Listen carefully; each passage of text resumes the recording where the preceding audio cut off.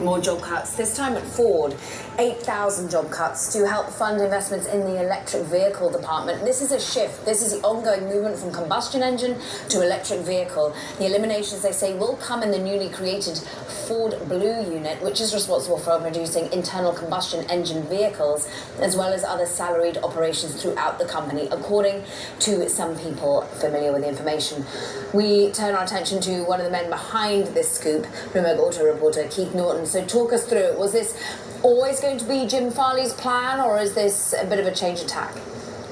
You know, Jim Farley said back in March that he wants to cut $3 billion from the company. He said, we have too many people, and he needs the internal combustion engine vehicles, the traditional gas burners, to be more profitable to help fund the $50 billion that Ford intends to spend on electric vehicles through 2026. What do you make of the 8,000 number? What I love about our FA function, Keith, as you go and you see as of the end of last year, about 183,000. You want to take 8 from that. That takes us down to some of the lowest employee levels that we haven't seen since about 2013 or so. Rough estimates, again, on an annual basis, according to our numbers. What is the size and scope of this? Yeah, so, I mean, it's not going to be hourly employees, which is included in that larger number you just mentioned. It's going to be salaried employees. And in the United States, they have 31,000 salaried employees. We don't know that all these cuts will be in the United States, but they will primarily be in the United States. So this is a large chunk of their salaried workforce. Again, CEO Jim Farley has said that they are not competitive on cost, that they under-earn, in his words, on both of their internal combustion vehicles, and particularly these days their EVs, which actually have turned into being unprofitable because of high commodity costs and warranty costs. Keith Norton, always ahead of the curve with some of these scoops. We thank you. Your work with Ed Ludlow, of course, Bloomberg Auto reporter there. Taking you through a little bit of a journey through MGM Casino as we talk about doom and gloom that are coming. Now, one thing that I realize when it comes to casinos, right, is that as things get bad, casinos' profitability go up. As things get bad, the profitability inside of casinos go up. That is a fact. During the pandemic, and we just gonna have a good time and we gonna have a conversation, because I was talking to a buddy of mine today downtown, here in downtown Detroit, and he said, Anton, bro, I just got word, and this guy is an executive high up. He said, Anton, I just got word that Ford Motor Company is going to be cutting very, very soon up to 4,000 white-collar jobs. Let me say that again. As you guys look at it, got the dice tables and the cages over there, got the tables over here, more tables down there, D Prime, high limit room is over there. 4,000 white-collar jobs, and they're actually looking to eliminate up to 8,000 jobs. Absolutely, positively insane. Now, why are they doing this, right? Because Tesla just reported earnings. They had an earnings beat. However, it wasn't all rosy, although they may get a jump in the stock market. But why are they doing this? Because they're trying to compete with electric automakers. And so the goal is to eliminate internal combustion engines altogether. We're passing the sports book over here, right there, which makes me just want to get back into the NBA swing of things. I can't wait. I know we got some months.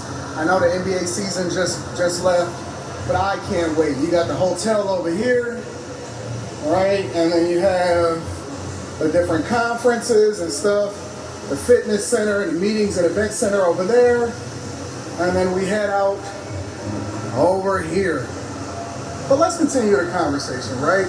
He said, Anton, they're looking to eliminate at least 4,000 white-collar positions right now, and then 8,000 total, which give us a reduction, because they're trying to achieve a profit margin, a net profit margin of 10%. Right now, all these numbers sound wow. Let me break it down for you from a C student's perspective.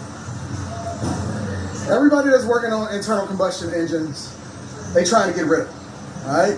They trying to get rid of the whole idea behind the internal combustion engine. A, because they no longer want to compete as a legacy automaker. And B, they want to move into electrification. One of the benefits of electrification is that you can cut costs because there's less moving parts, less suppliers, less engineers, less middle managers, less executive managers. You don't have as much development costs, but the materials may be a little bit higher, especially now as they're trying to prove out the concept and they're trying to grow the business. So they're trying to grow their footprint into electrification. And I will say that Ford is doing a phenomenal job. They're doing awesome. They have the Ford Mach-E, which people was complaining about the name in the beginning, but it's selling like hotcakes, right? They have the Ford F-150 Lightning, which is electrification. And then they're leaning over onto the Lightning name, which they've largely had for an extended period of time. For those of you that are familiar with the Lightning name, you know what the Ford Lightning name represents. And they're pushing hard into electrification. They can't sell enough F-150s. And they're selling them at a high price point, which also tells you that they're proofing out this concept, and eventually they're going to move away from having regular engines in the first place. No more oil changes, more compartment storage, no more anything, no more fluids, all of that stuff. It just completely goes away. And then you can charge it in your home, and then it also solves for problems at the pump, but then we need more energy storage and energy consumption on the grid. It draws from the grid a little bit more because then it reduces our dependency on oil. But more importantly, what else does this tell us? Excuse me about the wind, but we walking outside, we having a good time.